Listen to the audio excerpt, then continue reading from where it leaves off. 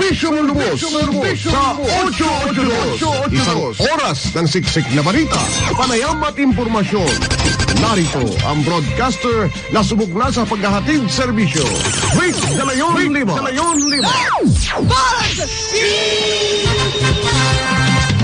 Kamusta?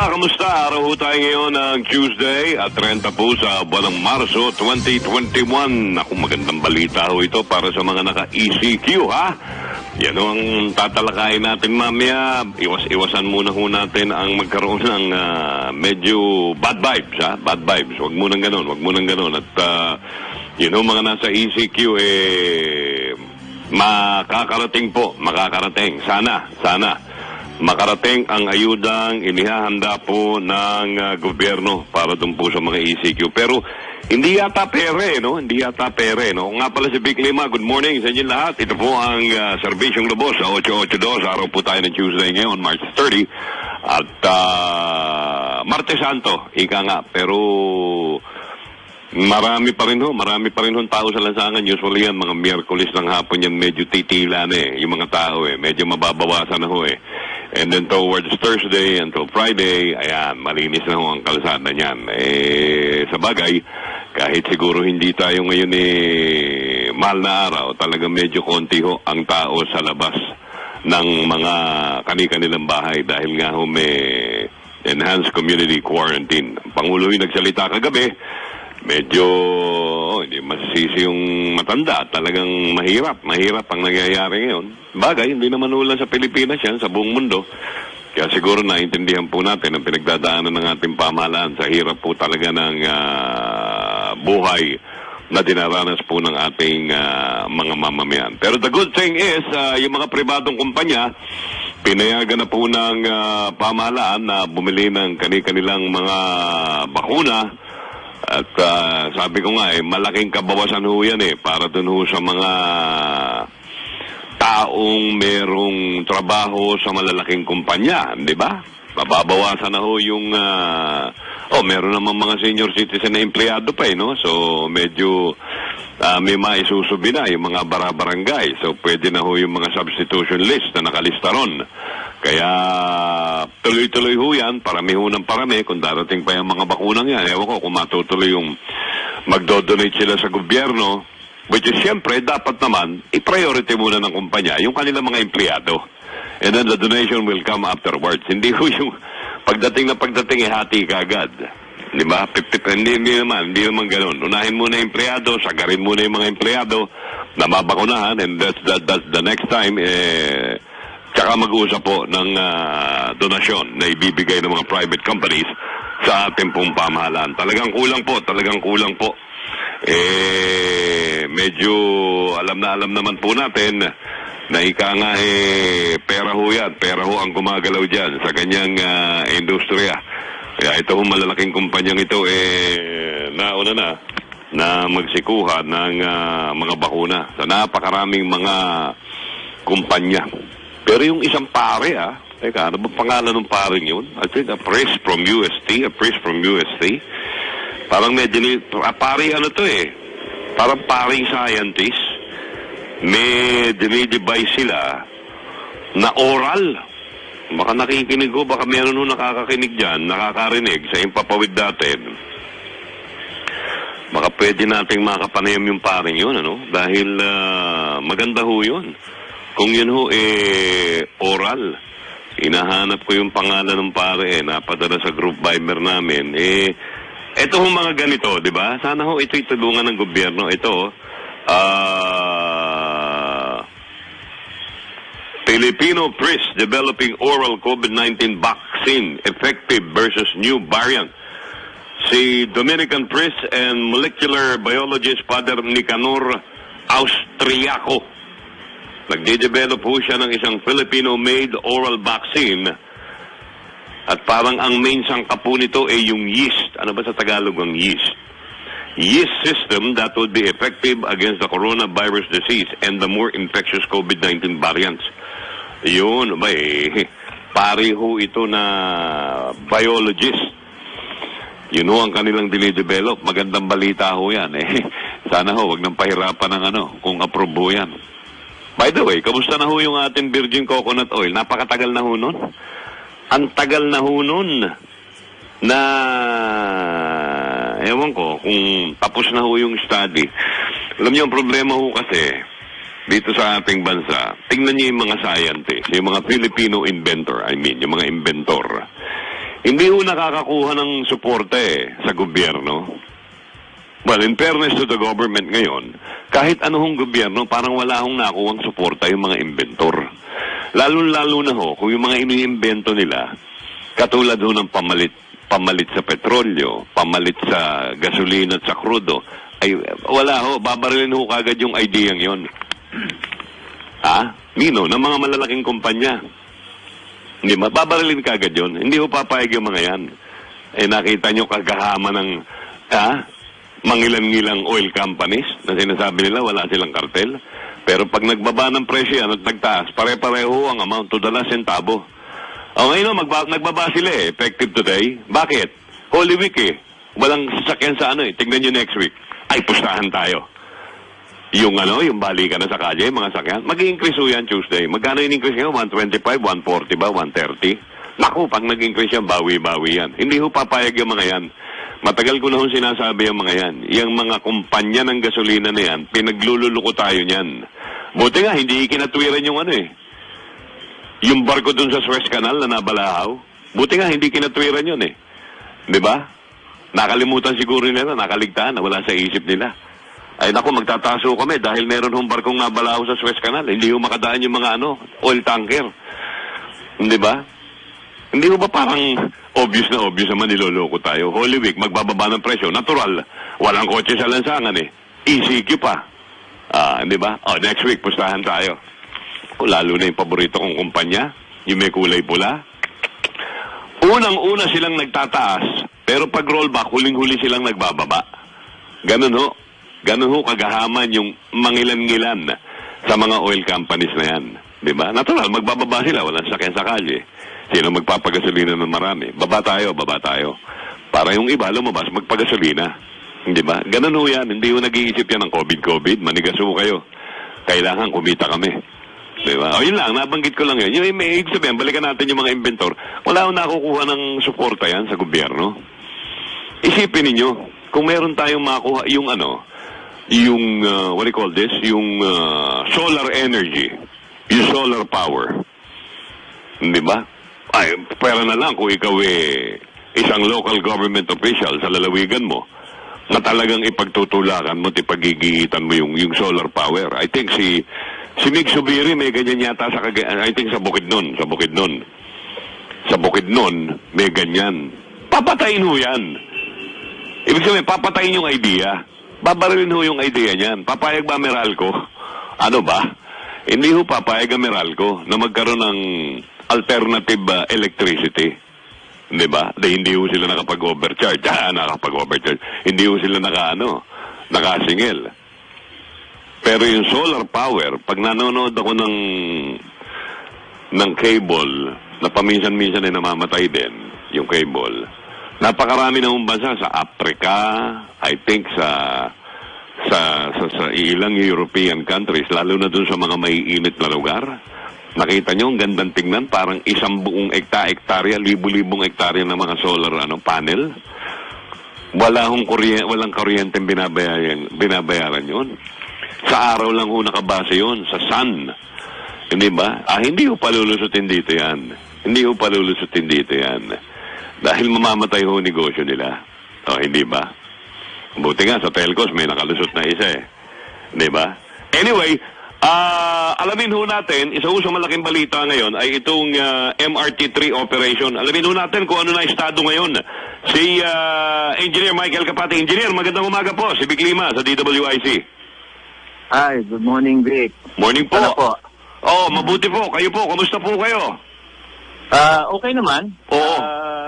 Opo. At ang operasyon natin, kamusta po ngayong Holy Week? At dun po sa mga naapektuhan yata ng COVID? Sa ngayon po, start na po yung ating maintenance rehab. And yun po yung ating annual Holy Week.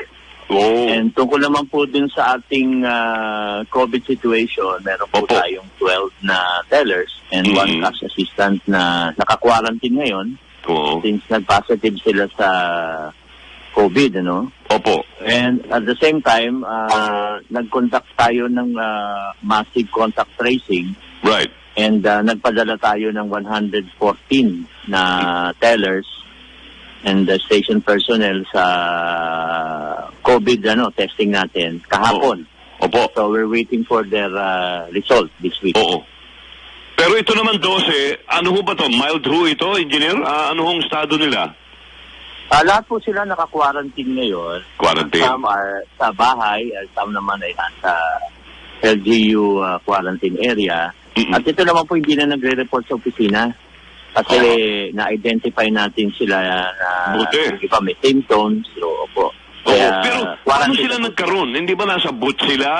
Sila ay naka-mask, naka-shield, naka-PPE? Paano ho nangyari doon? Sa ibang lugar na ako Opo, kasi po yung pinag-umpisahan po niyan, isang roving teller natin na nahawa sa kapamilya. Yun. And tapos Pumasok sa trabaho. Pumasok po siya asymptomatic and nag-trace po tayo ng contact tracing natin kasi nag-report siya na meron siyang nararamdaman. Nako. And hindi na natin siya pinapasok, no? Opo, pero And pinag-swab testing natin siya. So nag-contact tracing tayo. Yun nga, Opo. may nahawang iba. Opo.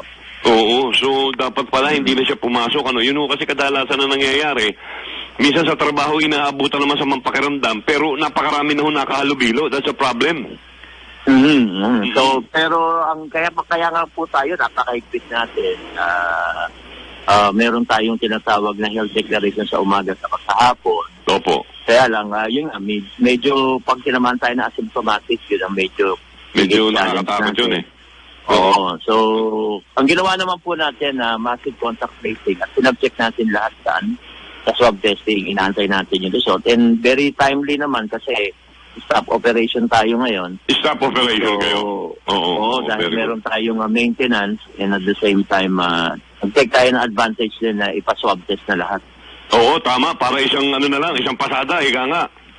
Opo, lahat po ng exposed na personnel natin, whether may nararamdaman o wala, hindi na natin pinapasok at pinaswab test natin. Oo. Mga empleyado nyo, engineer, wala kayong mga stay-in, Parang, parang safety measure baga. May mga ganong kumpanya kasi, Negative ka, dito ka sa opisina. Wala no? Facility. Kasi wala Kasi limited yung space natin. Sayang.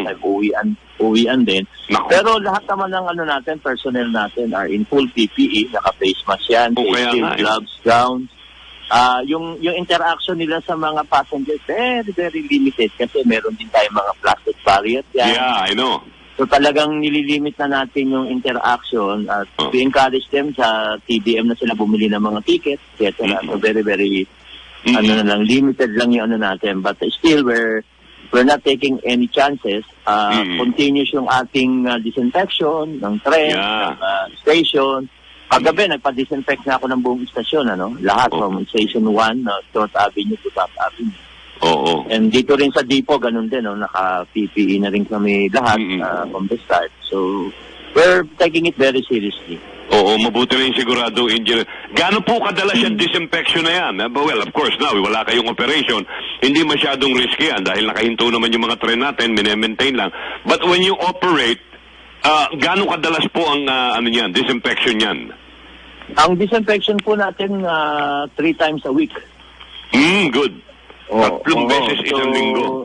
Yung mga opisina natin, 3 beses yan sa isang linggo. And at the same time, dati kasi 2 lang yan, ginawa natin 3. And at the same time, yung tren naman natin yan, kapag bumabiyahe yan, meron disinfection niya sa North Avenue, sa South Avenue.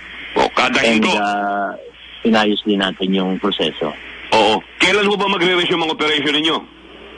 Monday. Lunes na kung i-allow tayo, kasi ang ating ECQ hanggang Sunday, and we are targeting Monday na mag-resume tayo. Depende po yan sa announcement ng IATF. Oo. And then, what will happen now, if you find out the results dun po sa mga empleyado natin, quarantine muna sila. Yung mga negative, pwede ng Opo. Sa ngayon po kasi ang policy natin, yun lang po merong negative na RT-PCR results ang allowed lang po mag-operate at mag-report sa depot sa sa station. Oo. And pagbalik po ng operation ninyo, the usual, no? May mga distancing sa loob ng tren, ha? Opo. Very, po tayo dyan, very strict particular tayo. So, distancing in and outside of the train. Oo. Yung ating 7 commandments are fully in place. Opo. Saka po, ang mga personnel natin are in full PPE, no? Naka-face mask yan, face shield, gloves, and gowns. And at the same time, we encourage naman po the public na sumuporta din po kasi hindi naman kaya ng gobyerno yan. Kailangan yan, tulong-tulong tayo. Alam nyo, I agree with you, Engineer. Minsan meron tayo talagang mangilang-ilang kababayan na medyo mahirap din kausap di ba? Tama po yun. Sinasaway mo na. Ang problema kasi, pagdating ng sisihan ng putukan, ang management ang napuputukan. Saka po, sa ngayon po, medyo mataas ang natin, no? Ang cases natin. Tamo na maging vigilant po tayo. Hindi lang po doon sa proseso ng pinagagawa naman natin ng health protocols na hindi lang naman para sa atin, kundi para rin sa kanila, saka sa pamilya nila. Kaya nga At saka isang problema rin dyan, sa yung mga empleyado nyo, safe dyan sa workplace nila, yung pag-uwi yun ang medyo no? Iba na Tama po yun. May mga challenges din po tayo. Pero ina-advise naman po natin lahat ng personnel natin na refrain from yung mga protocols natin, huwag nang magpupunta kung saan-saan. Kung wala rin lang silang kailangan puntahan, sa bahay na lang muna. Bahay. Kahit ngayon, yung mga nirequire natin po mag-quarantine they are not allowed to go out. They are all confined sa bahay lang po. And we're monitoring them po. Oo. I can imagine, Engineer, gano'ng kalaki ang ibinaba ng inyong mga pasahero, ilang percent? Nitong prior to ECQ natin, nag-average sa kami ng 165,000 ng weekdays. Bumagsak tayo ng nasa 100, 120. Yung ito kahapon, nasa 60,000 lang tayo. Grabe, so, malaki talagang binaba ng porsyento dahil siguro sa sineryoso rin ng mga nanakay na talagang kapatayero natin stay home muna unless it's absolutely necessary. Saka yung mga afford lang ang ating indicator ngayon. Then I can imagine, dapat talagang puspusan ng paglilinis dahil isa po ang MRT, LRT sa pinupondohan ng tao Ibig sabihin, nandyan yung congregation ng tao Diyan nag-iipon-ipon di ba? Tama po yun. Kaya po, yung mga ating pasahero, pagpasensyahan na nila kung talagang sinisita sila ng ating mga personnel na to comply with social distancing sa pila, sa loob ng tren. So, para nila naman sa kabutihan nating lahat yun. Oo, that's correct. Sige, Engineer Kapati, at kami makikisuyo ulit sa iyo at magtawagan tayo dahil we have to take care of ourselves. We have to take care of each and every one of us Tayo, magtulungan tayo, di ba? Tama po yun. At kami naman nagpapasalamat sa inyo sa media. At the same time, tulungan nyo rin kaming iparating sa mga ating pasahero na ito po ay two-way ticket yan. Kailangan suportahan namin sila. Suportahan din nila kami. Actually, at ako'y namimiss ko na mag-MRT at LRT. Pag naka-MRT ako, para ako nasa ibang bansa Napakasarap, napakabilis ng pupuntahan ko. Pero ngayon, ingat-ingat muna. Anyway, Engineer Kapati, good luck po sa inyo. Mag-ingat po kayo, Okay, salamat din po, Vic. Salamat. Thank you. Si Engineer Michael Kapati, ang direktor ng DOTR MRT3. Director po for operation yan. Hindi ba? Hindi ho lahat dapat isisi sa management. Hindi po lahat dapat isisi sa gobyerno. Bagamat sabihin na natin may konting pagkukulang, may pagkukulang na, sige. Even in private companies, kailangan din po ng partisipasyon ng tao, ng publiko. Kailangan din po sa atin mag-umpisa. Hindi ba? Gusto niyo ba yung mayat-maya sinasaway kayo ng gwardiya, mayat-maya sinasaway kayo ng social distancing, nakapila na nga, nagdidikit-dikit pa, sawayin mo, aatras ng konti, aabante ulit, hindi ko kayo iiwan ng tren. Walang pinagkaiba yan sa mga motoristang pasaway din Hindi ba, traffic light, may pedestrian lane, aapakan yung pedestrian lane ng kotse niya, doon niya ipapark habang naka-stop. Hindi ho kayo mauubusan ng kalye. Tawiran ho yun Hindi ho dapat binablock ng sasakyan ang pedestrian lane. Number 1 rule ho yan sa kalye. Di ba sa ibang bansa nga Kapag ang pedestrian, ibinaba na yung isang paa sa bangketa, hihinto na lahat.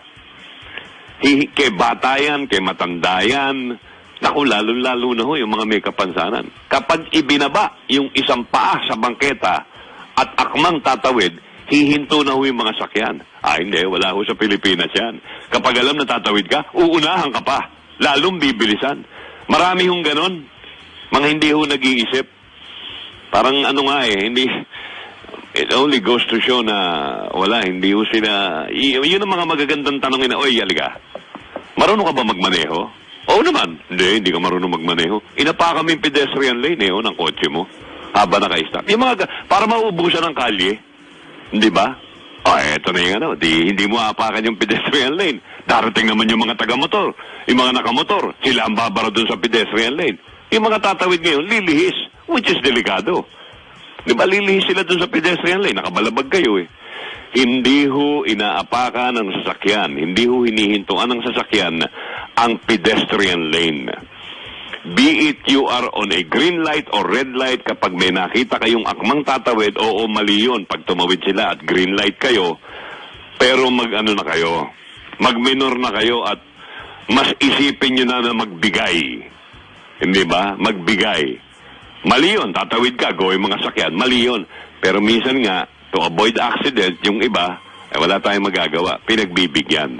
Ganun ho yun, di ba? Pila-pila, hindi ba, sa mga newscast, sa mga news report, yung pila, hindi ho nasusunod yung physical distancing. Dikit-dikit pa rin ho sila. Bakit to? Dahil karamihan ho sa mga naghihintay, ng mga nakapila, hindi ho nila namamalayan, habang nagte-text ho sila ng text, humahakbang sila maliliit na hakbang, hindi nila namamalayan. Kasi hindi nila nakikita kung yung nasa una nila, umaabante na o hindi. Ang tendency, di ba, nagte-text, medyo may maliliit na hakbang silang ginagawa. Para mauna ka? Hindi ho, wala ho mauna sa iyo dahil pila nga So, ibig sabihin, magsimula po sa atin. Di ba? Magsimula po sa atin. Kasi po, yung ibang mga tao, pag nakita kayo po'y sumusunod sa patakaran, susunod na rin po sila So, it's a domino effect. Kung 1, 2, 3, 4 susunod, gagayahin po ng 1, 2, 3, 4 na katao rin. So, 8 na kayo. Gagayahin po ng another 8 yun. 16 na kayo. Parami ho ng parami, paganda ho ng paganda yung sitwasyon natin. Di ba? Na ipapatupad po natin yung mga patakaran, yung physical distancing, lalong-lalo na ho sa ganitong panahon. Lalong-lalo na ho sa ganitong panahon. Kung wala nga hong pandemya, dapat sinusunod natin yun Yung pila, sa elevator lang, sa escalator lang. Hindi ba? Pila sa escalator. Pagbukas ng pinto, may sisingit. Sa escalator, ito pa, escalator, nabanggit nyo, sa mga mall. Di ba may tatako na pa yan? Nung wala pang pandemya, ang tatak po niyan, sa kanan, standstill ka kung nag-elevator ka, escalator ka, hindi ka nagmamadali. Yung kaliwa, you should keep it open para dun sa mga nagmamadali. Wala ho, nakabalabag. Di ba? Hawak yung dalawang railing ng escalator. Parang si Superman, parang lilipad. Hindi ho.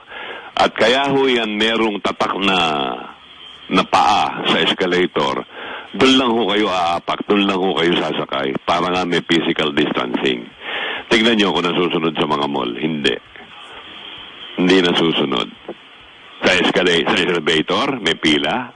May pipila dyan sa gilid, hindi sa likod. Nang sinusundan niya. Sa gilid siya. Gusto niya mauna siya. Diba? Para mga motorsiklo. Ako hindi ko maintindihan hanggang ngayon Hindi ko maarok. Bakit ang mga motorsiklo pag-stop, uunahan ka doon sa pedestrian lane paparada? I am wondering and I'm always asking, bakit kailangan silang palaging mauna? Bakit sila kailangan umu-overtake sa kanang bahagi ng inyong sasakyan? That is the blind side of your vehicle. It should always be on the left, ang overtaking. Punta kayo ng NLEX, SLEX.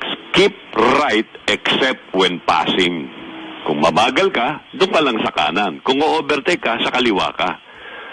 Meron ho ba kayong nakita? Pinipilit nila doon sa kanan. Ayaw nila sa kaliwa. Sa kanan sila. Kahit dikit na yung sakay mo sa bangketa, pipilitin pa rin nila. Pag nasabitan, lahat ng makati sa katawan lalabas, kamot dito, kamot doon. Ang mapapala mo, sorry. Hindi ho pwede yun. Parang kumbaga dun sa mga ilan nagmumotor, para ho silang may pambayad pag nakasabit. Yung mga balabag, sawayin mo, galit pa sila. Babalik po ang Servisyo Lubos sa 882, alas 10:29 ng umaga. Servisyo Lubos sa 882. DWIZ! Let's Ball! Servisyo Lubos sa 882.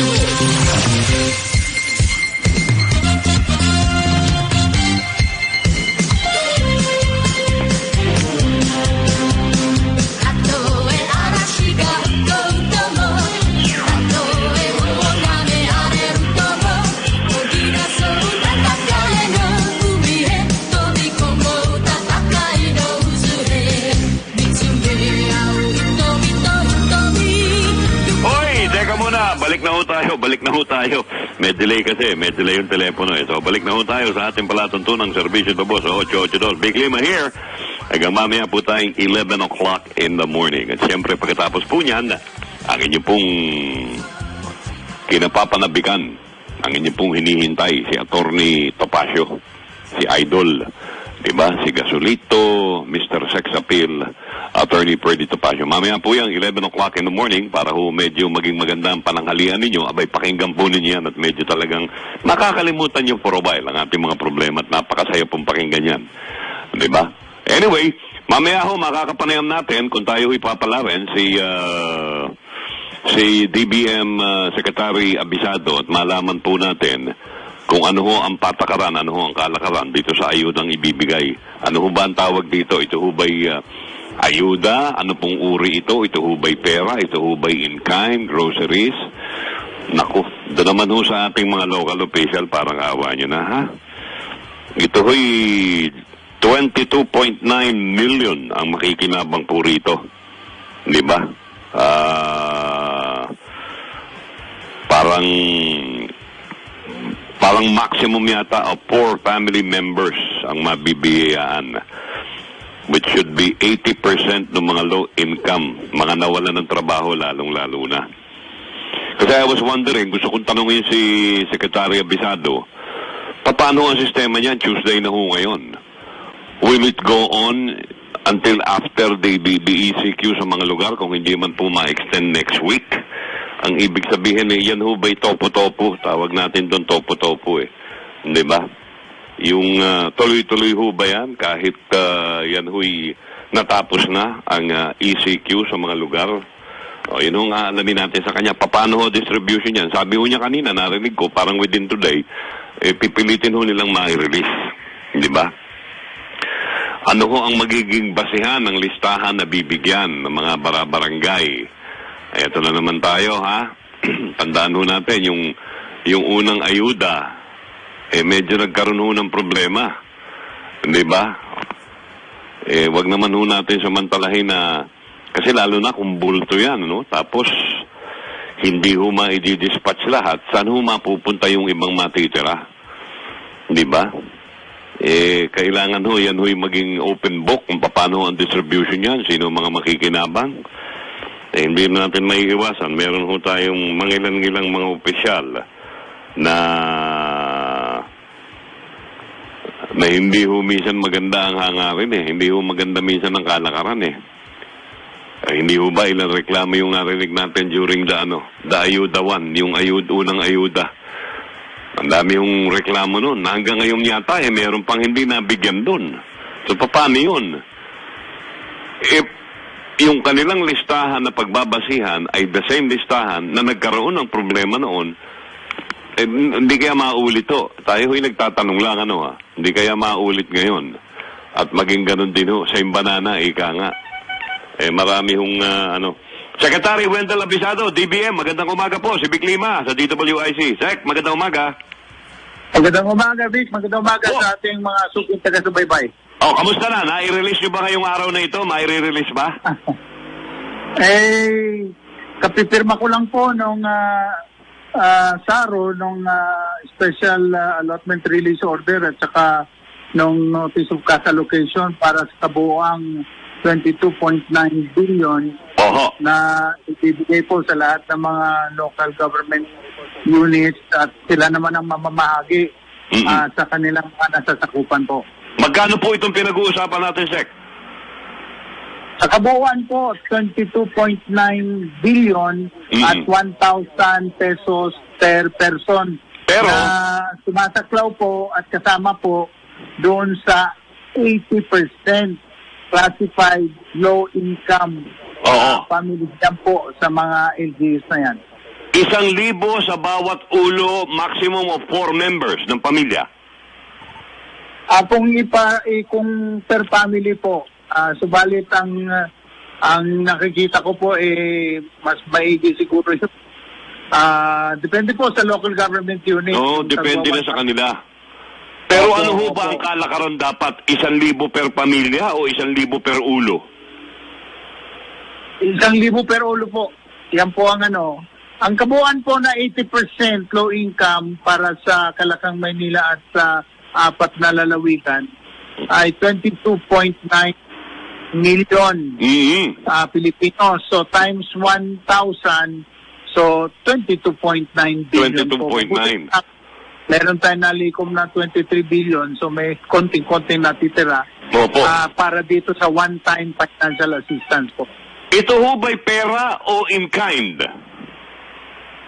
Ang sabi ko nga po, sa ngayon doon sa approval ng Pangulo at dito sa memo na natanggap namin, ang budget po ay 1,000 per person or kung for pamilya, hindi lalampas sa 4,000. So, nasa local government unit po, kung ano po, mas mabilis na paraan na makarating ka agad dyan sa mga kabayan natin na apektuhan po in cash or in kind po. Oo, medyo malaking problema rin ho yun dahil unang-una mahirap po ang movement ng mga tao, even the local officials. Pangalawa, it will take time bago sila makabili ng mga goodies, ng mga kung ano man,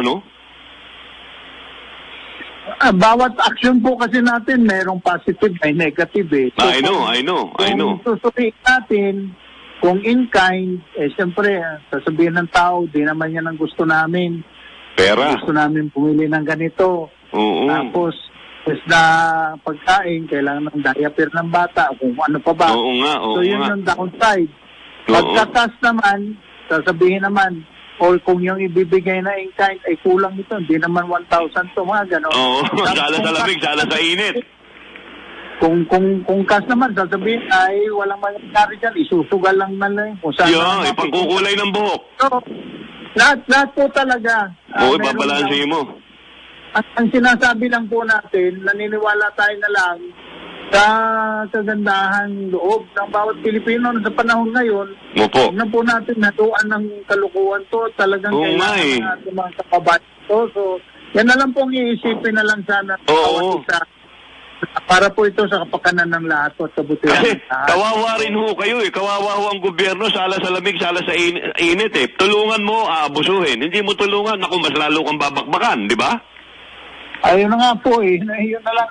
Tapos nangangalap na nga po tayo. Talagang nagsisikap tayo na merong makalap. At kahapon nga po, nagtulong ang Development Budget Coordinating Committee dahil nakikita po natin na baka hindi lang po mangyari ang ECQ dito sa Kalakang Manila at sa karatig ng mga lalawigan. Baka po sa ibang reyon mangyari din. So, naghahanap na po kami at sa puntong ito, at ang kailanganin po namin ng Kongreso na magpasa na naman ng batas dahil ito pong nalikom natin ay kung ano lang po yung natira dun sa bayanihan. Kaya pinatawagan ko kayo. Sabi ko, makarinig naman tayo ng maganda-gandang balita today. At medyo bugbog na ho Pilipino Sumasampung-libo tayo isang araw di ba? Ito po yan. Naku po. Subalit, wala po tayong magagawa. Oo nga. Gobyerno kailangan maganda. So, pinag-aandaan na rin po namin yan po. Opo. Nakoy, marami. Ako'y matagal ko nang gustong itanong sa ito, Secretary, sidebar lang to. Kayo ba'y may kapatid ng flight attendant? Opo. Napanood ko sa National Geographic. Opo. Siya yung sa plane. Opo. Sabi ko na kasi kamukha ninyo Oo, kamusta na po siya? Mabuti naman po, naka-retire na po. Sa birthday ko po din yun eh. Kailan ba birthday mo? May 29 po ako. May 29 ha. Meron kang halos ka-birthday. Anyway, Secretary, magandang umaga po't maraming salamat sa maganda ninyong balita at mag-ingat po kayo. Yes po, opo. Opo, thank you sir, thank you. Opo. Thank you. Yun, Secretary Wendell Abisado, kapatid pala niya yun. Yung parang ano yun yung nailigtas ng piloto, yung parang plane crash. Abisado, apelido nung hindi flight, parang purser parang siya in charge sa mga flight attendant. Okay, nag-retire na pala. It's a foreign company, I think. It's a foreign airline. Okay. Hindi, magaling to si Abisado. Parang, di ba? Yun nga sana gamitin naman ng mga kababayan natin sa maganda. Di ba? Pag nakakuha, bibigyan mo ng pagkain, hindi yan ang kailangan namin. May bibiling kaming iba. Bibigyan mo ng pera, sagutin ka ng hindi nga kami makalabas paano namin pambibili yan? Diba? Kawawa rin no?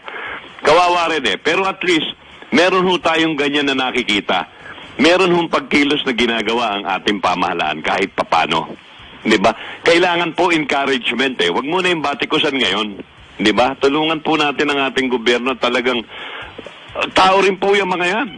Diba? Prone din yan ng yung mga nangyayari ngayon. Pwede Anyway, sige, move forward na tayo. Labas po tayo ng himpilan. Alamin natin ang nangyayari sa napakainit na lungsod ng Maynila. Dito sa Santa Cruz, tirik na tirik ang araw dyan. Dito rin sa Roas Boulevard. Naku. Nakno ka ng init. Ang maganda lang, maluwag ang traffic, maluwag ang kalye. Medyo maluwag ang traffic sa Roas Boulevard, pero puro truck naman. Oo, sasamantalahin yan ngayon. Containerized van. Ang nasa kalsada. Paalala lang natin, maging maayos naman kayo sa pagdadrive. Katulad ng mga pampasaherong bus. Yung Alvin ba yan? Yung galing doon sa may PITX ba yan? Yung terminal. Pagkatapos dito PITX? Oo. Tapos, pagdating sa Macapagal Boulevard, nag-uunahan. Kumaubos yung kalye. Kumaubusan sila ng kalye. Ano ko ba? Nagsasopangan, ika nga. Oo, nag-ano. Ugali ng mga kapatid natin. Talagang Pinoy talaga. Kahit kailan, hindi maalis yung pagiging ugali siga. Siga. Oo. Kahit anong batas, patupad mo. Wala, manigas ka. Oo, alam naman nila na ang Macapagal Boulevard, pinakamabilis na takbo rito, maximum speed dito is 60. Wala. Nakakarirahan yung bus, naguunahan nga para mapampasaherong jeep din Oo. Ginagawa nilang pampasaherong jeep, yung mga bus. Kasi pag galing ka ng MIT, ito Paranaque Integrated Terminal, exchange na ito, lahat ng bus dumadaan ng Macapagal. Oo, siyempre. Yung iba, bus, lahat yan, pag palabas na sila, papunta na halimbawa ng Cubao, kung saan yan, papunta Manila, ang labas na niyan, kakanan na sila doon sa may EDSA extension. Correct. Yan ang kalimitan. Pero nag-uunahan talaga sila, nagsasapangan. Kumbaga ako yung huling lumabas sa terminal, ikaw na una, Vic, ng 15 minutes. Inabot kita sa kalsada dahil matraffic. Bibirit ako ngayon sa kaliwa. Yung mga left turn, sasakupin namin yan, sasakupin mo. Siga nga overtake ka ng... Pag nakadisgrasya, lahat ng sorry lalabas sa bunganga. Puro sorry. Hindi pwede yun. Malalakas ang loob nito kasi ito namang mga pampasaherong bus. Kahit na nahuhuli ng camera ng MMDA na reckless driving, wala. may taga-ayos naman sila doon sa loob ng MMDA. Ganun? Oo, meron silang representative doon sa loob na siya may hawak ng mga... Kasi hindi ka naman huhulihin ng aktual na pag paparehistro ka, titikit at doon ka na sisingilin na yung operator. Ingat mga kapatid, ugali natin talaga mga Pinoy. Wala, hindi kaya minsan yung iba nating kababayan hindi ko naman nila lahat. Hindi umasenso dahil simpleng batas hindi masunod Ayaw natin sundin yung pangkaraniwang batas. Ano ba masama kung susunod tayo doon sa maximum speed? At wag tayong, kung ano yung linya natin, doon na lang tayo. Wag na yung isa pa yan. Para tayo ahas na hindi natin. Bus yan dalawa Bus yan dalawa mo. Kayo naman mga truck, meron din kayong sariling linya ninyo. Bakit sinuokupan nyo yung buong Rojas Boulevard? Siga. Ayan, yung siga attitude na yan Hindi ko maintindihan. Kung bakit hanggang ngayon hindi naman nauso yung mga okso ngayon at saka siga-siga Sputnik, ano? Wala, nakakulong lahat Bahala na gang. Bakit ang dami pa rin siga-siga sa mga Pilipino, no? Iba kami, sabi nila, iba kami.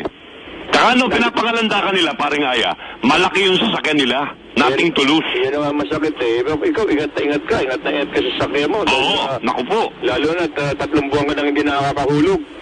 Patay ka. Pinanser, Biro mo, yung sasakyan mo, halos hindi ka umaapak ng marumi sapatos mo. Hindi ka kumakain sa loob para hindi dumumi. Hahagingan ka ng mga malalaking truck o hindi ka ba mapipiko nun? Gagasgasing ka. Tapos gagasgasing ka. Inovertikan mo ako kinat mo ako Ang galing pa mga tura niyan. Galit pa! Oo, mga truck driver. Galing. Ang galing.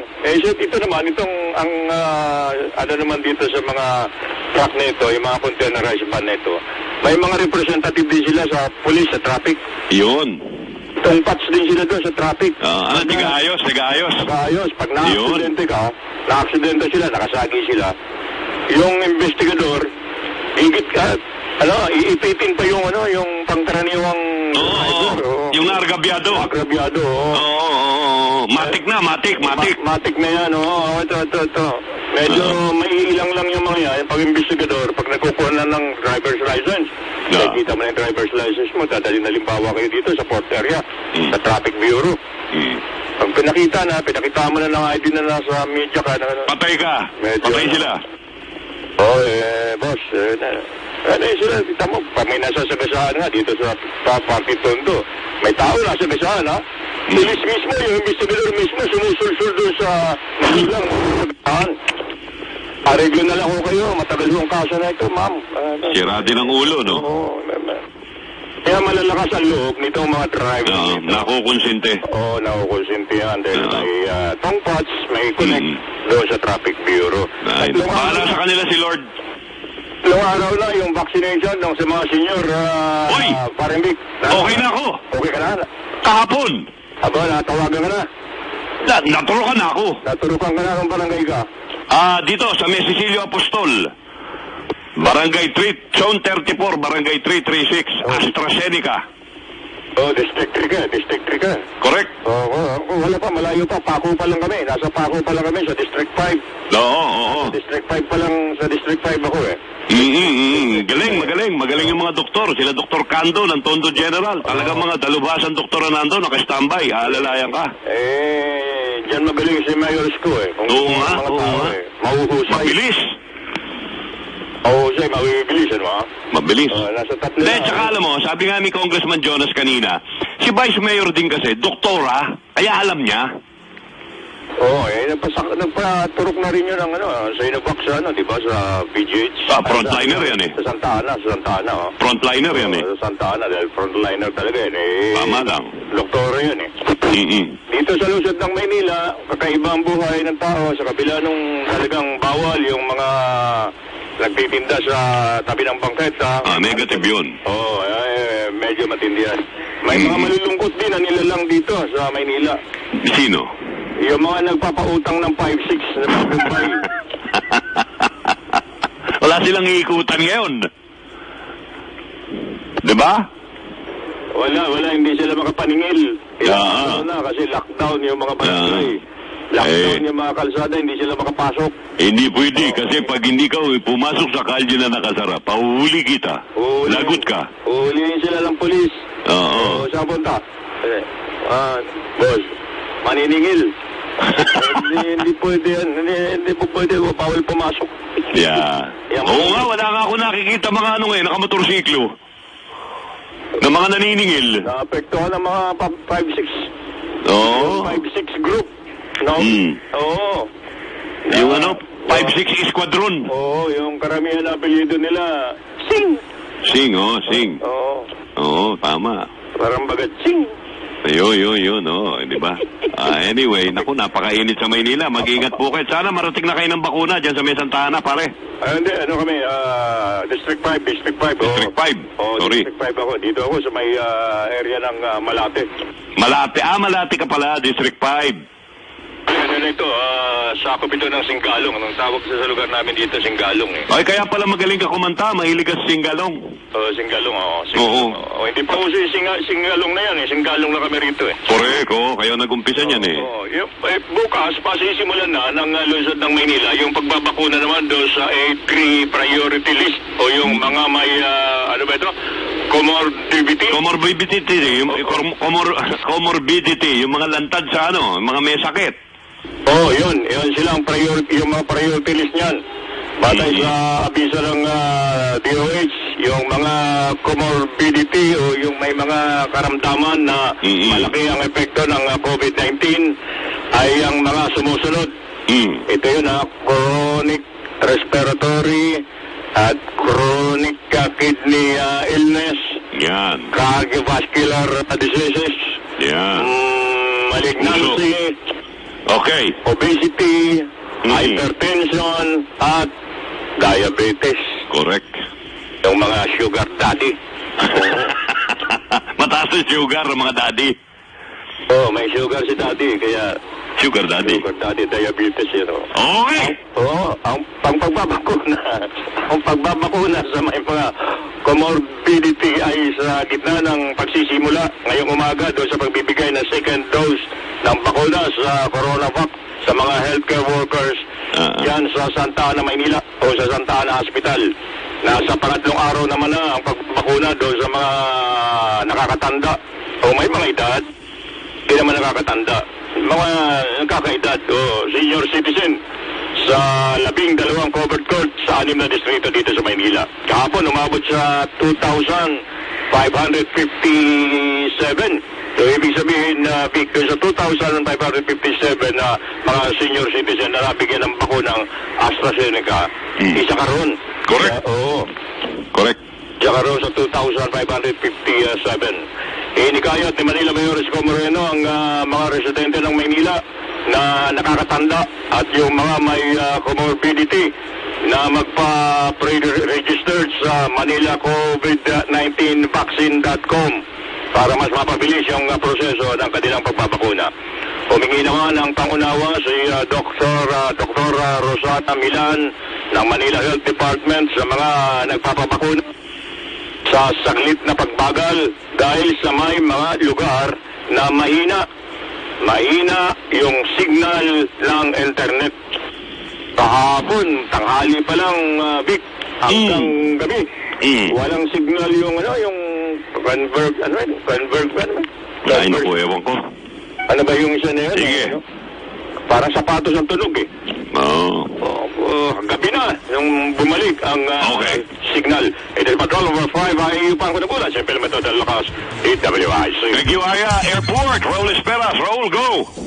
Paring Vic, sinasagawa na ng mga otoridad ang contact tracing sa opisina ng isang opisyal ng Manila International Airport Authority na nag-positive at ngayon ay nakakonfine sa isang ospital dito sa Kalakang, Maynila. Sang-ayon sa impormasyon, ang contact tracing ay sinagawa sa pinakamalapit na kasamaan sa trabaho ng opisyal ng paliparan, kaya din sa mga nakasalamuha nito.